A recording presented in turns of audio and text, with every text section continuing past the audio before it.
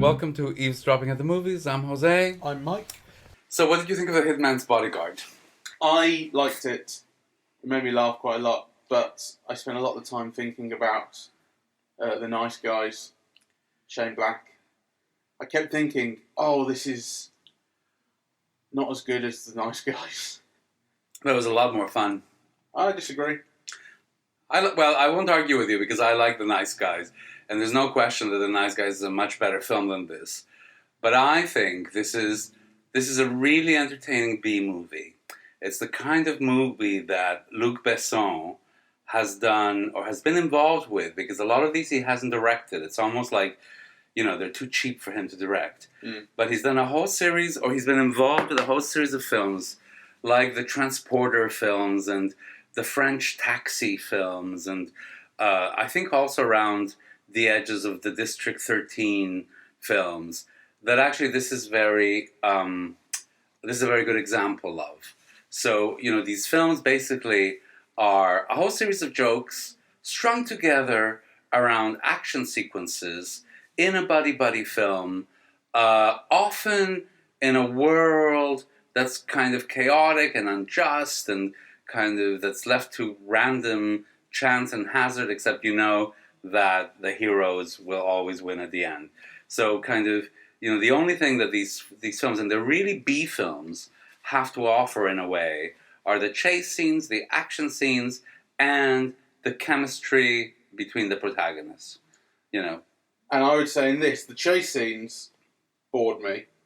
The action scenes weren't that great, for the most part. One of them was okay. And the chemistry between the leads, there was chemistry between the leads, and I've got to hand it to them. But I kept thinking, and I'll probably keep coming back to this thing about Shane Black, where Shane Black is the absolute king of this kind of film. He does it so well, and it's because in The Nice Guys, for instance, Russell Crowe and Ryan Gosling play characters, and in this, Ryan Reynolds and Samuel L. Jackson play themselves. Yes, but that's a given. It's not that I don't like to see them as themselves, and I think they play they play it really well.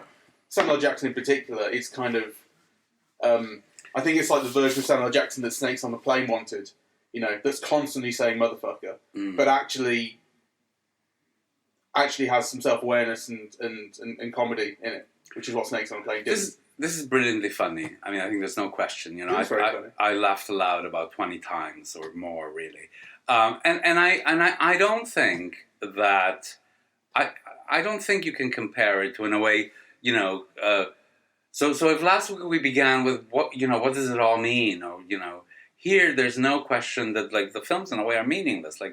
They're not about conveying some theme or kind of illustrating some aspects of the human condition or anything. They're really just about the action and the jokes, right? So they really are B movies, and it looks very well produced. But I would be surprised if it were very yeah. But I'm not saying film. that. I'm not saying that I wanted it to be more than that. I mean, when I talk about Shane Black and that I think he would have, that I think that he does the kind of best version of these. He's still doing the best version of B movies, but he does them with a level of intelligence and creativity. Like when you get towards the action, towards the end of this film, the climactic action where there's various fights happening, and you eventually want the bad guys to win. I was thinking, this is all so very conventional. It wasn't good. The whole film, if it weren't for the jokes, I don't think the film would have very much to offer. It was when it got to the action, I thought, Shane Black, there would be creativity in this. I wouldn't know what's going to happen. I don't know. I thought some of the action scenes were very well done, and they were creative, and they were certainly an attempt to make them creative, right? It was like, how far could you take a situation and take it from blow to blow to blow, where the person doesn't die, you think they're going to die, you think and it doesn't work. So actually, I was entertained by all of that throughout. So are you thinking, is it like a work of beauty, transcendental beauty? The action scenes? No, they're not. But they're very entertaining. I found them very good. I was not bored, really. There was one action scene that I liked, maybe two. There was one action scene which I liked unequivocally, which was when Ryan Reynolds' character is complaining about Samuel L. Jackson. So he's sitting at a bar getting drunk, and in the background the action scene's happening. Well, that was very funny. That was very funny. Yeah. And it was well done. And the other one was the flashback to where Samuel L. Jackson meets his wife, Salma Hayek, in a bar. Although I did have a small problem with it. So in that scene, Samuel L. Jackson is in a bar in the middle of somewhere, and Salma Hayek is in Honduras. Yeah. Salma Hayek's a waitress, and she's being sexually harassed by some blokes in the bar. And before Samuel L. Jackson has a chance to get involved and help her out, or whatever, she turns around and starts thumping him and unleashes a torrent of incredibly vicious attacks on them. Yeah. And it's set to Hello by Lionel Richie. It's the scene where Samuel Jackson falls in love with that. And it's funny because the idea is that he falls in love with the level of violence that she's creating and this sort of thing. But there are two shots in it where in one shot she ends up bent over a pool table and the camera sits squarely on her ass. And in another shot towards the end, the camera does this leery pan up from her cleavage onto her face. And you go, those are the two shots which... It's almost like the director doesn't understand his own scene because Samuel L. Jackson isn't falling in love with the way she looks. He's falling in love with the fact that she's so ridiculously violent and self-possessed. Yes. It's like the director's gone, oh, he was so close. No, I don't agree with you. I mean, I think that was all part of the way that the scene was drawn out. So, there was, all that you say was there, but I also think that you're seeing that, from his point of view, she looks fantastic. And she looks fantastic in a kind of an unconventional way. She looks fantastic the way a Latin woman does. It's not like, some kind of a stereotypical blonde, leggy person. So I think all of those things work together to she does combine. Look fantastic, but those two shots are really out of place in that scene. Well, I don't agree. I think they're part of the picture. They're part of the design. They're separate shots. You could look at any woman like that. It has nothing to do with what she's doing. No, you can't, because actually I thought for a while that the lens was distorted. Like, she's got a big butt, and that's what he likes. And that's kind of part of what he's liking about her, including her ability to defend herself, her ability to make jokes, her ability to drink beer as she does it. It's part and parcel. I disagree with you on this particular point. Well, we can disagree. But those two shots are out of place. Those two shots are leery, and they communicate the wrong thing. Well, I don't think it's the wrong thing. I think it's. I'm not saying that she's not. It's part of what is being communicated, and it's being done with wit. So I liked all of that, and I liked the comedy in that scene comes from. No, but you're over focusing on the comedy. I mean, that scene. It's a funny scene. It's set up as a funny scene. It's the I'm falling in love with a woman it's scene. A funny but movie. It's not. I saw her cross a bar. It's she was beating the fuck out of these guys. Yeah, but those things are not contradictory. And what I mean by saying that you're over focusing on the funny thing is because the film is an action film, and it's a B action film.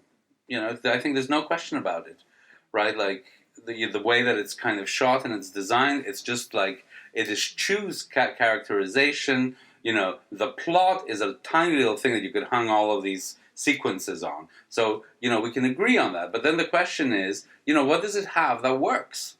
And I think we need to talk about, or we have talked a little bit about, the action sequences. But I think it's important to talk about them as action sequences and not just whether they're funny or not. And I do think you're the action sequences that you like are the ones that are funny.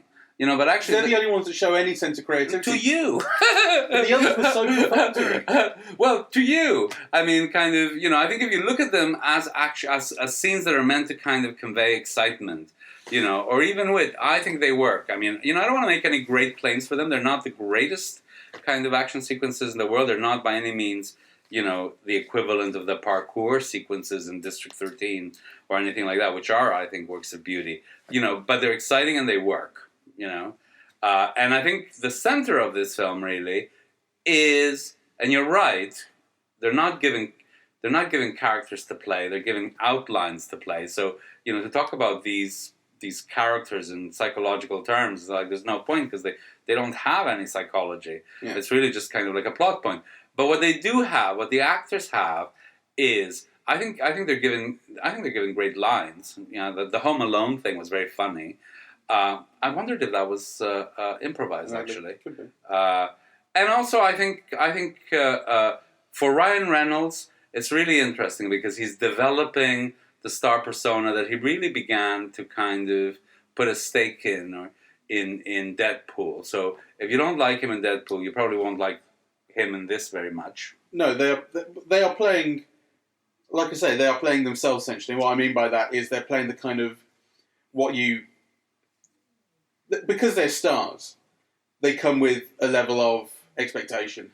Yes. Of the kind of people that they play, the kind of characters, and that's exactly what they've been asked to play. They haven't been asked to do anything different. Yes, but I think it's also worth admiring what these stars bring. Yeah, no, I'm not saying that's a bad thing necessarily. If you like what those stars are, then you like the film. If you don't, then you probably won't.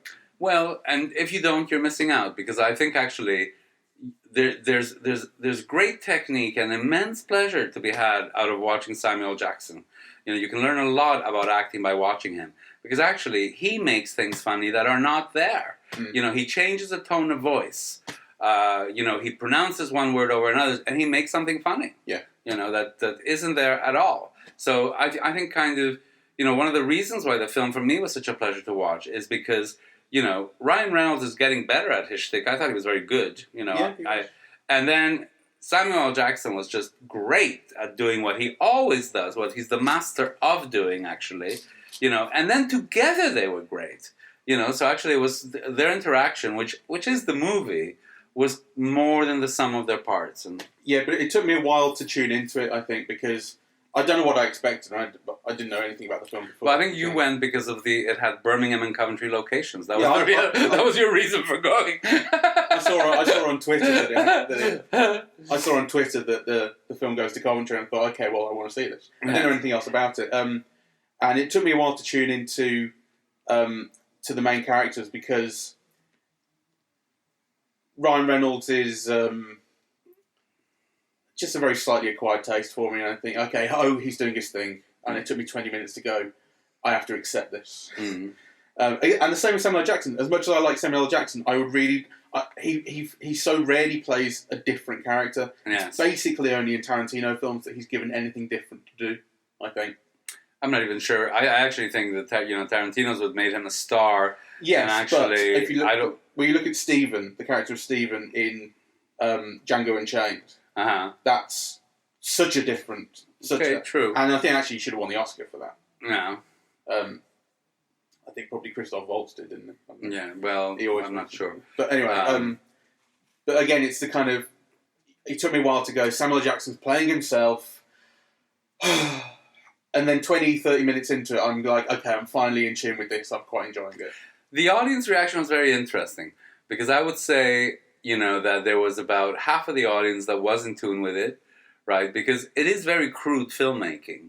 There's no question about it, right? But then I think there were, you know, about half of the audience was like me, who was really like gleefully interacting with the film, who were getting all the jokes that it was making and laughing out loud.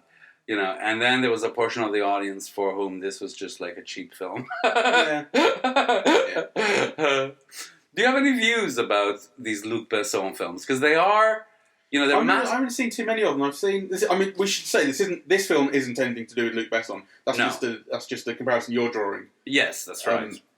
Luc Besson. I've seen bits and pieces of the Transporter films. The one I'm most familiar with is Lucy. Right. Which I think is great. Oh, pizza. Excellent. Put it on pause. Let's check how much the film made. How much it cost. Okay. Production budget, $30 million. So really cheap. Worldwide gross, 23 million. That's in 3 days. Well, that's really good. Actually, 5 days. So that's really good. So it's made back. Foreign hasn't been. It looks like the figures haven't been updated entirely. It'll make more than $30 million. Yeah, it'll make some money. It's got 2 big stars, hasn't it? We should say what it's about. We haven't said, well, what's the, Yeah, that's right. So, what is it about, Mike? Oh, what is it about? Well, indeed, what? Yeah. It's about this bodyguard who has to bodyguard a hitman. Samuel L. Jackson is this hitman, this assassin who's been doing it for donkey's years, and he's killed 250 people or something. And he is a witness in this trial at The Hague against Gary Oldman, who plays anonymous Belarusian foreign dictator, who's done war crimes and that, and genocided his people, as you do, with a Russian accent. So he needs to get to The Hague within about a day, and Gary Oldman's people are trying to kill him. Meanwhile, you've got Interpol was supposed to be protecting him, trying to get him there, but Interpol they've got a mole. They've all gone wrong.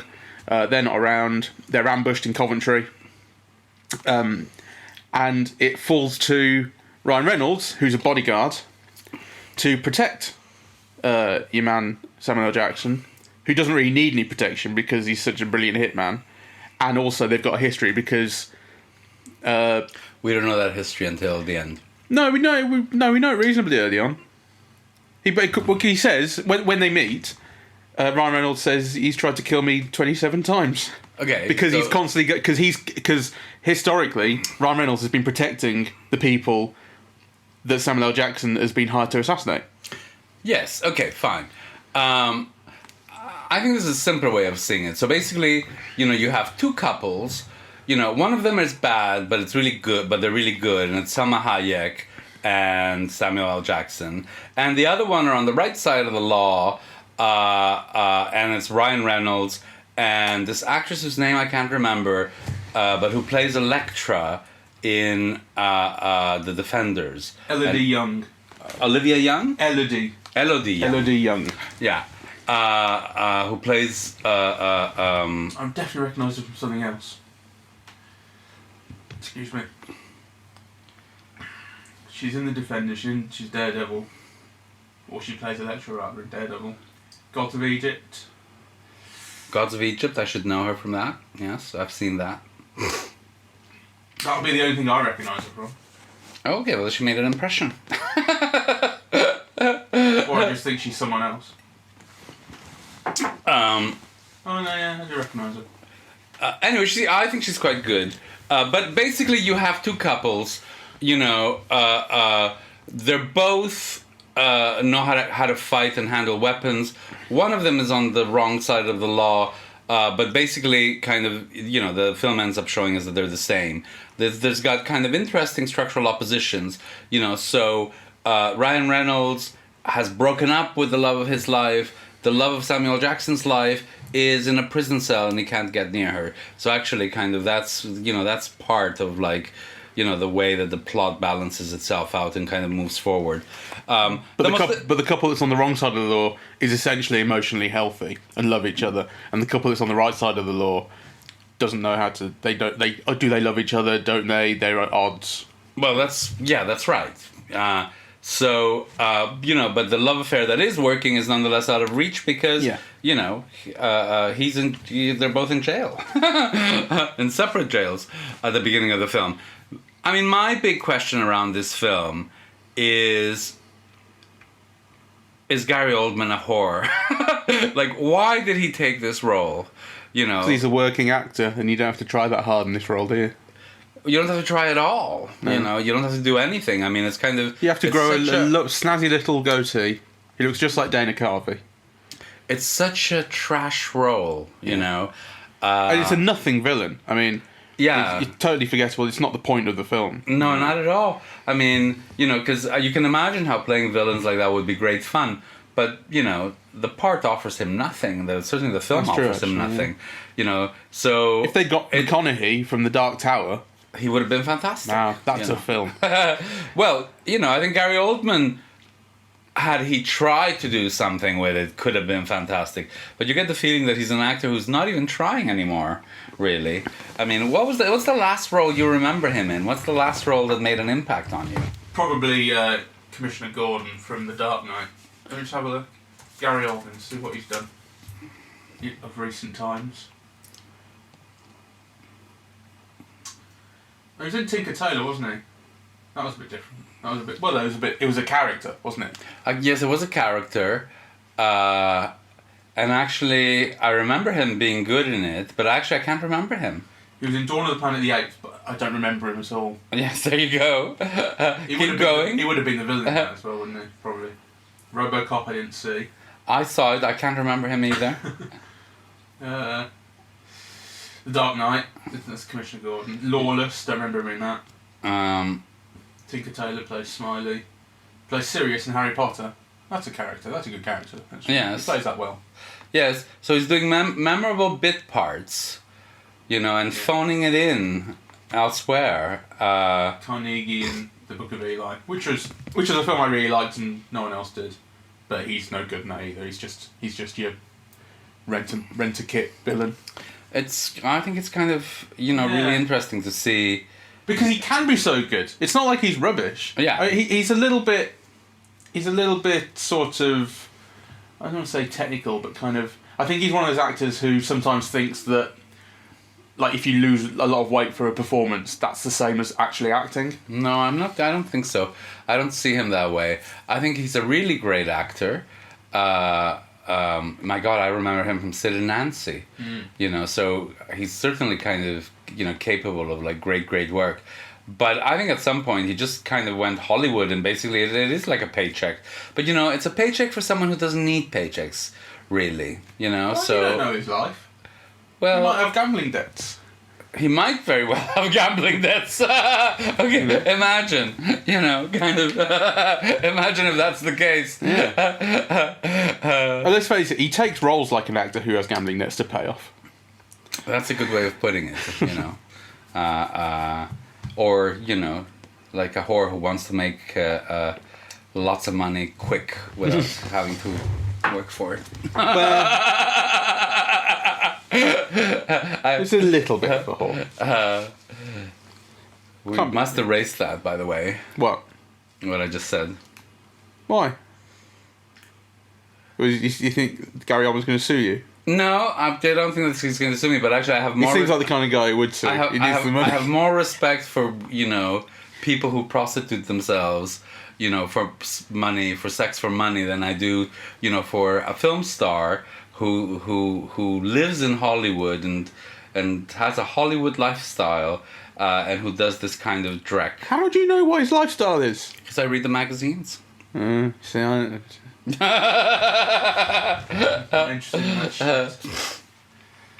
Anyway. Well, let's move on from Gary Oldman. Yes. Anyway, I think what we found out that's interesting is that it is a really low-budget film, certainly by contemporary standards. It's a $30 million film, right? Yeah. You can make 7 of these films for one Neymar. There you go. Or, you can make... what, 30? No. How much did Wonder Woman cost? Oh, I don't know. I think it was being bandied around 250, 300 million, right? But it was better. Oh, yeah. 149 million. Oh, that's cheap. How much did Dunkirk cost? Oh, Jesus. What, in lives? Or?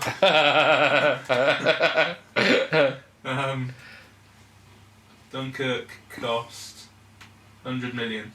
No way. $100 million.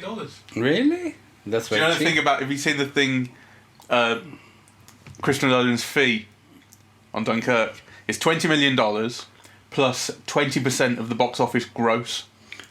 Gross. My God. And it's made so far $400 million. So even not counting the $20 million he just got paid, he's earned, what's 20% of 400?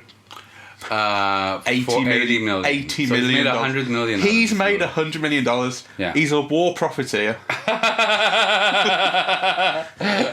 Well, he should be in The Hague, frankly.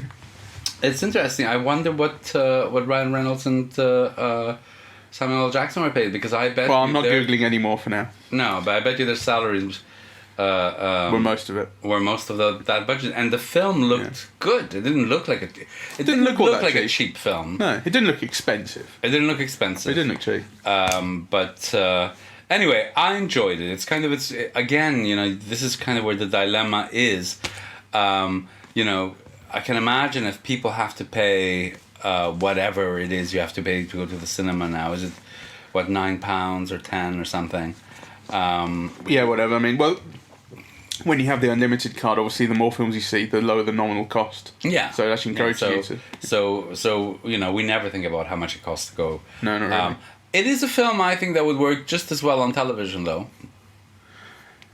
Yeah, for the most part. Or it's a kind of film where when it shows up on TV, like 90% of it will translate and you'll watch it very happily. Yes. Do you know what I mean?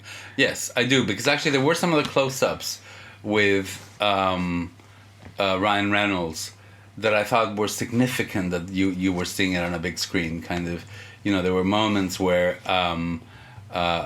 he was talking and, his face was just so huge that kind of had an impact on how you were seeing, actually. But that also is something that will translate well to television. I'm not sure. Well, I mean... this is a question of size. It's not just a close-up. Okay. But anyway, right. I think the point that we can agree on is that the film will look really good on TV. You won't lose much.